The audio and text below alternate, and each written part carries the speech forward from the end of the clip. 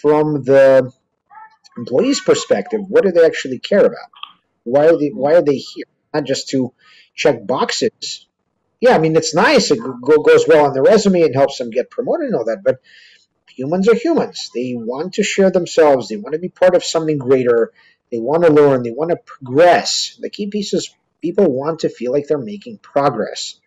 Hello, and welcome to a brand new episode of Engati CX. I'm your host, Kimberly, and we're really glad to have all of you join us today. On the show, we talk to CX and technology experts from around the world. We explore, uncover, and share fresh insights on creating experiences that your customer will remember and look forward to. Engati is the world's leading multilingual, no-code digital CX platform available across 15 channels with 53,000 solutions created across 186 countries in every domain and use case. Engati has also been recognized as the top platform by Inc. magazine, Tech World, CIO magazine, and many others. Engati recently also won the Cody 2021 award for being the best AI-driven technology solution. We run the Engati blog, the video channel, the Engati CX podcast, receiving upwards of 500,000 visitors annually. And now for our guest. We have Yuri Kruman with us on the show. Yuri Kruman is an award-winning CHRO, Chief People Officer of HR, Talent and Systems, that is named as one of the HR Tech Outlook magazines as the top 10 HR consulting vendors in 2020. Yuri is also the CEO of the Master the Talk Consulting, a top-rated executive leadership coach and an HR transformation consultant for fast growth companies. Kruman builds HR teams and trains executives to improve internal communication, retain and develop top talent, implement learning and development, and improve productivity and performance. Well, Yuri, welcome to the show. We are very glad to have you join us today. Thank you very much for having me, Kimberly. Great to speak with you. Perfect. Before we dive into our amazing interview with Yuri, where we're going to talk about a lot of employee experience today, don't forget to subscribe to Engati and tap the bell icon to get access to exclusive content coming from thought leaders from around the globe. Well, Yuri, like we've already told our viewers, we're going to talk something about employee experience.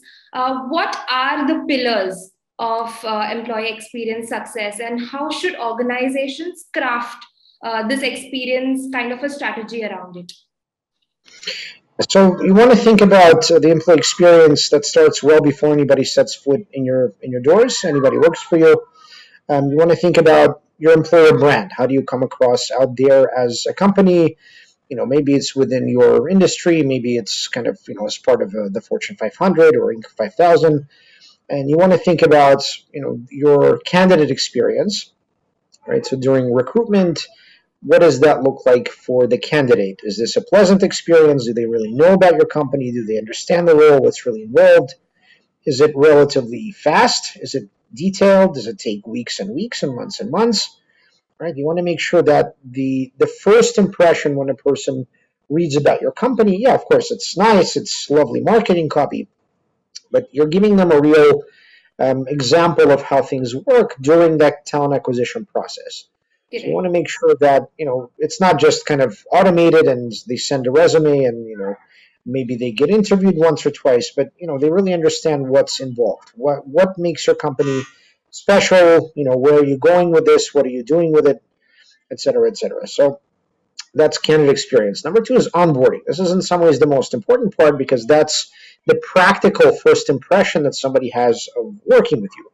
Right? Not just, again, how things look from the outside, but how do they actually feel. So during that roughly 90 or 100 days, you get a pretty solid understanding of, is this, so, do these people have their stuff together? And that may be on a company-wide basis, that might be on a team basis, department, etc. But that's when you either win someone or you lose someone. And, beyond that, of course, let's say you do a half-decent job and the person's not totally disappointed and doesn't want to leave. Well, congratulations. You're mediocre. You made it. But if you want to do a lot better than that, you have to start thinking, okay, well, this person needs to understand their career path. So, within this department, we have analyst 1, 2, 3. Beyond that, you're going to be an associate, a director, a VP, a C-suite, something, right? So the person has a clear idea of how long it takes to get to the next level. that person also understands in very simple job description terms, okay, how do I get there? What milestones do I need to hit in order to get to the next level?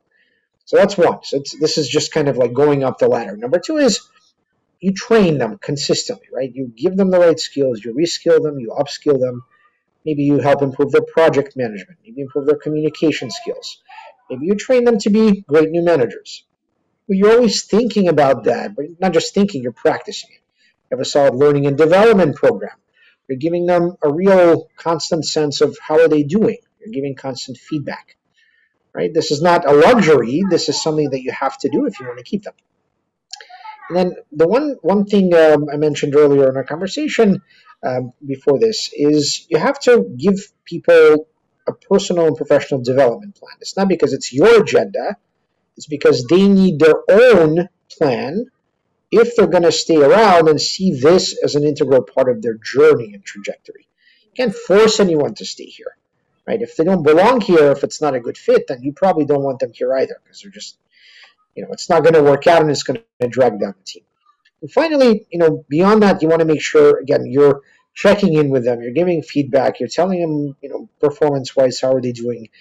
You're helping them, excuse me, you're helping them to really understand where they're going and helping them get there, right? And if you say that, okay, you hit these milestones, we'll look at promoting you and paying you more, then you actually have to, do what you say you'll do. Because Right. if there's a distance between word and deed, imagine if there's a little bit of distance at the top that only goes further down the pyramid. So Yeah. in middle ranks, that's bigger, and all the way down, nobody trusts their bosses. They say, you know what, they talk a lot, but only certain people get promoted. And then, of course, ultimately, you want to make sure that when people do leave, inevitably, maybe they'll leave after 2 or 3 years. Maybe if you're lucky, they'll stay for 4 or 5, Mm-hmm. right? Ideally, you want to make sure people stay at least 2 to 3 years because they hit their peak productivity and peak profitability between about 2 and 3 years in the company. So, ideally, that would be an experience to help them stay here and grow and develop and grow their career, add skills, add experiences, staff them on the right projects. Ideally, most companies unfortunately don't get this right. And beyond that, if you want them to stay, you really have to kind of make sure they're following their plan. And then, of course, you want to make sure that they're good ambassadors for your company once they leave. And maybe you want to have them back later. They go to a different company, learn a different skill set, and then come back and enrich your company. Right? So you want to make sure that it's not just about not burning bridges. It's about making sure people have a good impression. I think I don't remember if it's Maya Angelou or someone else, but there's a great quote: "People don't remember what you did; they remember how you made them feel." Yes. Very true. The same idea, you want to make sure that your employee experience leaves a person feeling like, okay, someone cared, someone helped, and and this was not just some one-off. Mm-hmm. Okay? So this is how things go for employee experience. Correct. Very well. You've very well put, I could say, 4 to 5 pillars here.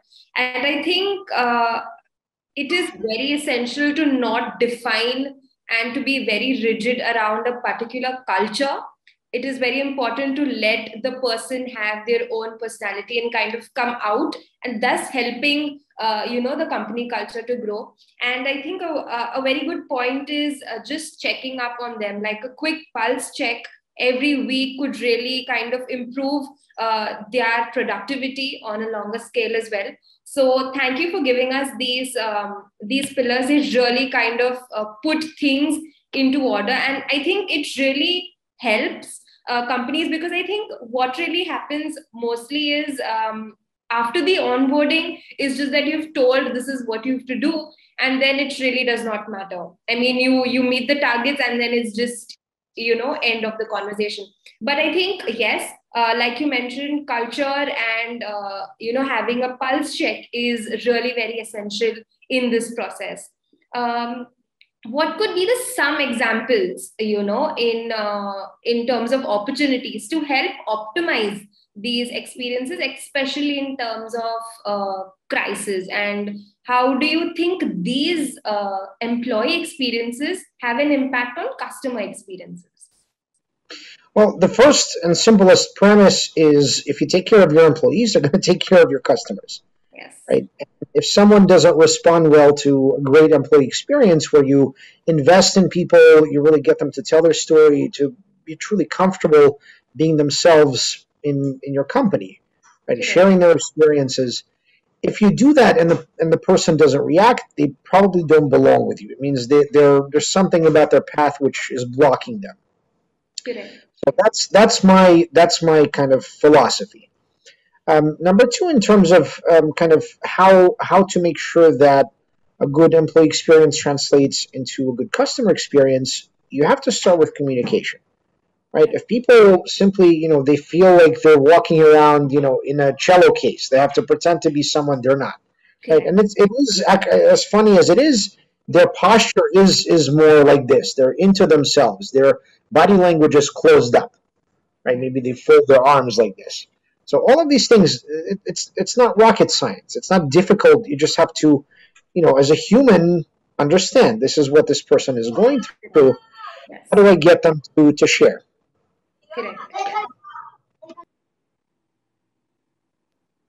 Yes. So it's very very important to start with communication, right? My first job as head of HR when I come into a company is to make sure information flows. That's the first and most difficult thing to do. Because if people don't feel comfortable, oh, the boss doesn't care, they just send this employee engagement survey once a year. Like, who really cares? Who's really looking at that? Bad news. Correct. Okay? It's not just about sending a pulse check every week. You have to show that you care, not just once or twice, not just with lip service, but you gotta speak people's language, right? If you want them to do well with you, if you want them to treat your customers well, you have to ask them, hey, like, who are you really? Tell me your story. Correct. So there's something that I do. It's a tool called User's Guide to Self. So when I come in and I want to get to know people, right? I mean, how can I help somebody if I don't know their story? So I kind of distribute this. It's a link, something that is sitting in Google Forms, User's Guide to Self. Tell me more about, I don't know, how you like to communicate. Is it more in person? Is it by email? Is it by Slack? What are your areas for development? How do you want me to know you? Like, what do you want me to know about you? Right? What are your ideal working conditions? When you ask questions like this and you get teams to share that, and you start with the team lead, a Correct. person shares, maybe you get a little bit vulnerable. You're also human. You're also dealing with COVID. You've got 3 kids jumping on your head, whatever, right? That humanizes you. It doesn't make you somehow vulnerable and no one listens. It's quite the opposite. People see like, okay, this person's human. I want to work for a human, not for a robot, not for a command and control with a whip in his hand. Okay. Correct. Once you do that, you get people to talk, you get people to share. They're comfortable. Yeah, okay. I cannot work 8 hours straight. With a 15-minute lunch. That's just not realistic, right? But if you hired me, you should trust me that I will do the work. Because if I don't do the work, you'll see it sooner or later, this way or that way. So trust me, because again, you brought me here not because you're telling me what to do, because I'm telling you what to do. I'm the expert. I'm the one that you hired to tell you how to do this. So Correct. once you push that kind of better communication, people share. They want to work with you. They want to deal with you. They don't want to just hide behind the screen. Yes. Yes. And that's really the key to the whole thing. Once you get people talking and sharing, then they're actually going to tell you what's going on in the business. And if there are concerns about your customer pipeline or what, like, whatever the concerns are, they're going to be more open to sharing, because they're not afraid that you're going to come with a whip and blame them. And because again, people in that situation, they shrink away. They say, you know what, I don't care, I'm just here for a paycheck. Yes. So everything starts at the top. The tone is set from the top, and if you're open and you share and you're human, people want to be around that. Correct. Yes. Very true.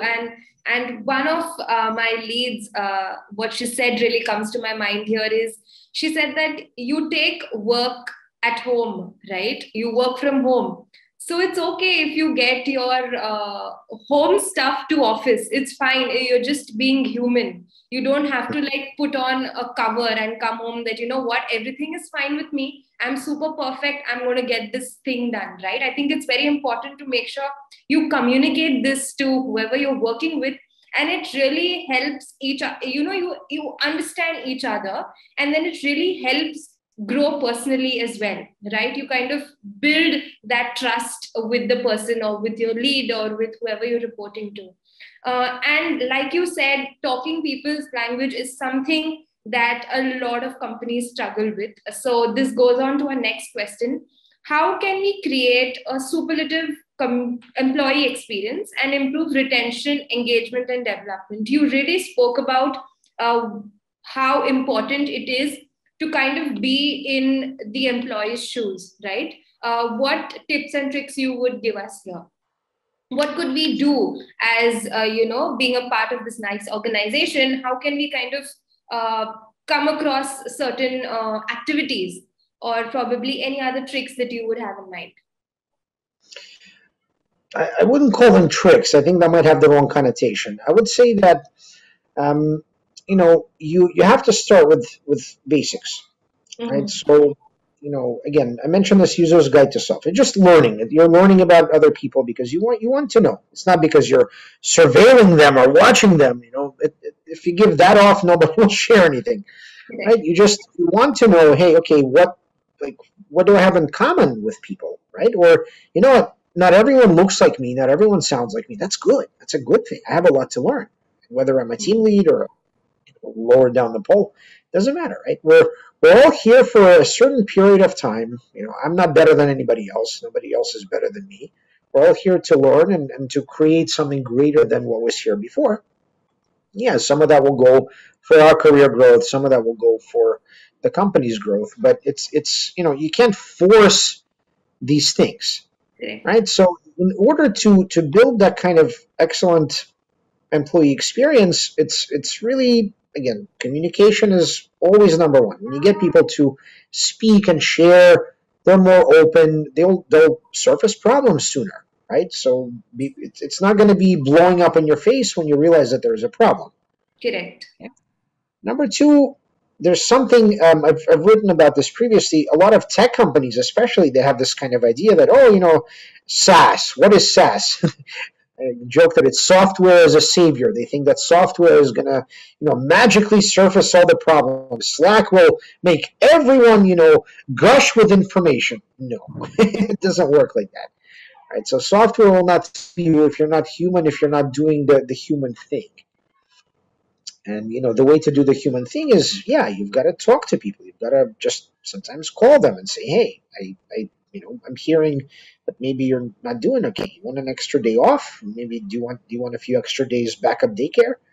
Like let me help you. I want to make sure you're not struggling in the background. Like tell me what's going on. Okay, and sometimes that means I do that as a team lead, or I do that as a head of HR, or I do that as a CEO, right? I have to go down, so to speak, go down and be with the people, because if they feel like I'm way above there, somewhere in the clouds, and I make 100 times what they make, like who the hell is this guy? Like, Correct. what is even going on there? Right. Right. So if I'm on the kind of lower rung, so to speak, and I feel disconnected, yeah, that's a crappy employee experience. I am just collecting my paycheck, and I'm just waiting my 18 months to 2 years to go somewhere else. Right? Right. And sadly, that is the majority of the employee experience because, again, we have systems, this one's going to ping us when it's time for a performance review. Yeah, but you've lost the person doing onboarding because you think that, shooting everything from the hose is going to magically make them part of your company and love you. No. Right? No. So if you don't take the time to learn about a person and empower them to speak up, and again, you're hiring them because they're really good at what they do, and if you're only telling them my way or the highway, you've already lost them. Why did you hire me? What is this for? Right. So again, less command and control, more leadership that actually cares, wants to know, and says, you know what? It's not just a slogan. If I want my people to serve my customers well, if I want them to be, as profitable as possible per employee, right? It's not rocket science. I have to make sure that every single employee from the very bottom to the very top is empowered. They have my trust. They're able to fail. And fail is not really fail, it's learn, right? You try something new, you suggest something new, maybe you get a budget for it, okay? And it's not always by committee. It's not 100 people that have to say yes in order for you to try something. You have autonomy. Go try this. Go try the CRM. Try the freemium version, okay? Does it work? Does it not? Does it move the needle? Does it not? Report back. Okay, if it doesn't work, let's try something else. No problem.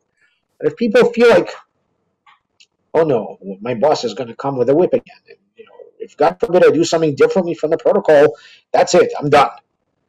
Correct. You've just where's your company gone if that's the case? Correct. Yes. You've put it very well, and I think yes, we will all agree with when you say that communication is the only key that will help you solve all of the employee experience crisis here. Now that we are stepping into, or I would say, forming a new normal, how can digital transformation and change management be implemented simultaneously? What could be the possible implications if something goes wrong here? Yeah, so again, I want to just mention that previous piece about software as a savior, right? Right. You go, and we know this, right? Digital transformation fails about 80% of the time. Why does it fail? Why does it fail? It's usually because nobody's taking the time to coach someone, to listen to them, to tell them this is why we're doing this. This is how this is going to help you grow in your career. Because Right. all they hear is, oh, I have 5 more systems to use. Like, oh my God. Right? Nobody consulted me. Nobody asked me whether I think this is the best solution or not. Nobody asked me what's actually broken. Because there's a tendency by many companies, let's try this, let's plug in another API, let's go on Slack. Like, why are we doing this? What's a strategy? What's the design here? How is this going to help me in my career? Is this going to help to give me new skills, reskill me if I'm, further along? Why are we doing this? What is this for? Right? If you lose people like that because you say, "Oh, I'm going to force this down your throat," see you later. I don't need this stuff. I can go work somewhere else. Okay. So that's one side of digital transformation. But of course, yes, systems are important because you do need some sense of, okay, how are we managing projects, right? A lot of companies don't have a great sense of this, even at the Inc. 5000 level, right? They might, let's say, be in healthcare. I've come across this, fortunately or unfortunately, quite a bit, right? I come in and let's say it's a home health business. And in that home health business, it's a giant mess. I mean, I have no idea how they're succeeding despite themselves. Right? They have no project management system. Each department is on its own, and the managers sort of have to pretend like they're generating something, and they don't have reports. They don't have any metrics. Like, how are you guys even running your business?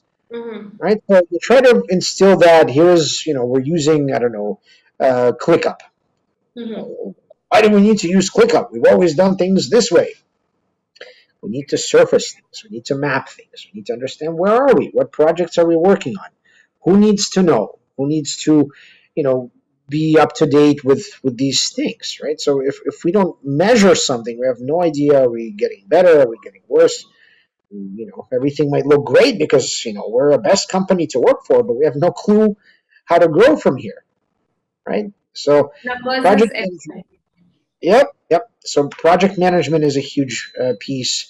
If you want to measure communication, so maybe you're sending those employee engagement surveys, maybe you're doing performance reviews. How do you make sure they're done on time? How do you make sure managers even find the time to do it? Mm-hmm.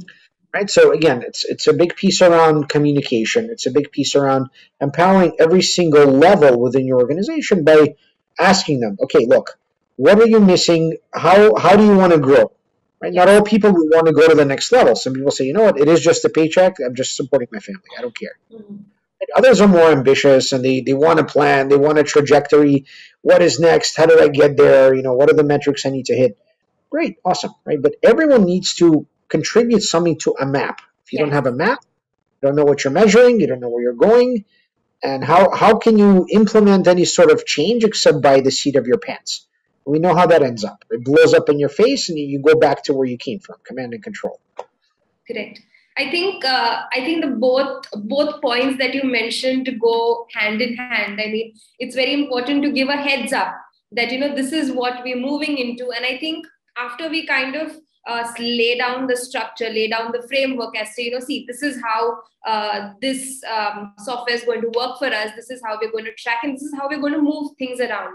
Right? I think and I feel that organizations are just moving into digital transformation just because everyone else is, and irrespective of analyzing as to, hey, is something really broken, does this need fixing, or does this something that really I need to work on, and then I kind of implement a system. That's when it's going to make sense. It's not just because every second company is doing that, and just because I have to be in my top game, I just load up the systems with every second software available. Yes, you've definitely put it very right. And I think this is like two sides of a coin. It just goes hand in hand. Mm-hmm. Yep. Are there any other sound bites you'd like to leave our audience with? Yeah. So talking about customer experience, employee experience, candidate experience, it's all really part of the same premise, right? It's driven by, it should be driven, it's not always driven, right, by the candidate, the employee, and say the client, the consumer. Okay? So in CX, it's straightforward. Yeah, it's the customer is always right, and let's go from there. On the employee side of things, we, I think, don't look enough at this from kind of a consumer perspective. Right? I'm an organization, and I need this person in this seat, and I need to, have them make $2 million and manage 10 projects. Okay, get that? Yeah, that's fine. That makes sense. But from the employee's perspective, what do they actually care about? Why are they here? Not just to check boxes. Yeah, I mean, it's nice. It goes well on the resume and helps them get promoted and all that. But humans are humans. They want to share themselves. They want to be part of something greater. They want to learn. They want to progress. The key piece is people want to feel like they're making progress. Yes. And progress is not measured just by external validation. Correct. I got promoted. I got paid more. That's nice. It's a quick ego boost, but it's not really what is driving most people. They want to learn. They want to progress. They want to get better. They want to master something. Okay. Correct. Yes. Personal growth is everything here. Exactly. So personal and professional development really are two sides of the same coin. Perfect. And that's actually the premise that I run with. That's kind of my philosophy, something that I've put into my recent book. It's called Be Your Own Commander in Chief. Because essentially it's not just some tips and tricks and a map and a roadmap. It's really a life philosophy, right, which integrates the personal and the professional, as well as the spiritual and the physical, right? So it's 4 conversations. Every person has to take care of their body, right, of their fitness, nutrition, sleep, biorhythms, things like that. So most people maybe don't understand how the science works, or they don't think about these things. So that's the foundation. Without health, you have nothing. Number 2 is your mental models and life skills. It's how you approach what happens to you. What's in your stack of processing? How do you make decisions? How do you manage expectations, manage your stress, and manage your career, business, and finances? Number 3 is how you deal with other people. That's the classic coaching stuff. That means, okay, how do you manage up or manage down? How do you deal with your vendors, investors, advisors, employees? But also, how do you manage your relationship with your, wife and kids? Right. And then, all people have a need to feel like a part of something greater. I mean, it's nice that our corporation's mission is above the door, but that's not quite enough. Right?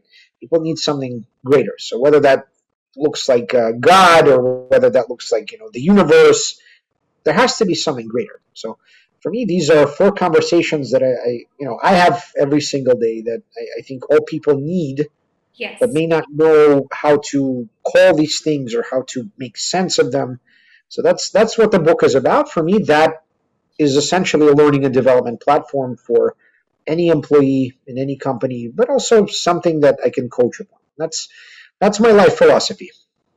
Perfect. We will link the book in the description. So I think our viewers can take a look at what exactly you're trying to say. And I'm hoping that, some of the organizations do make these changes and it kind of really helps. Thank you so much, Yuri, for giving us your time. Your insights were really valuable.